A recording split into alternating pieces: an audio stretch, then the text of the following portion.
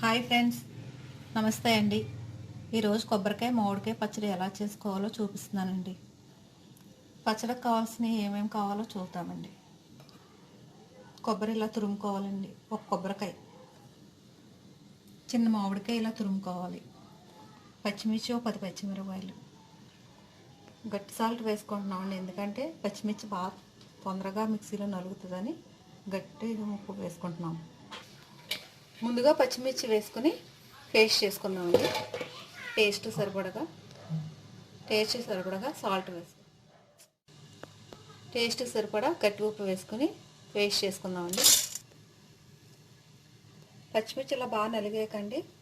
అప్పుడు కొబ్బరికాయ మామిడికాయ తురుము వేసుకోవాలి.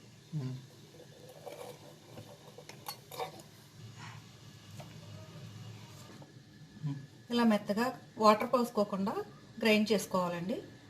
ఇప్పుడు తాలింపు పెట్టుకుందాం.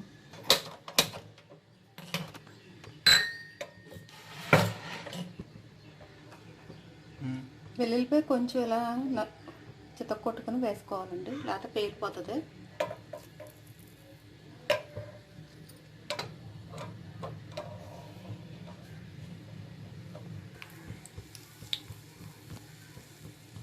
పచ్చి శనగపప్పు,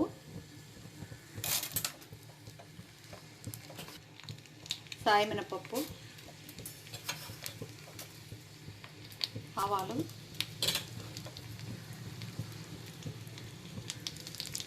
జీలకర్ర, ఎండుమిరపకాయలు, కరివేపాకు.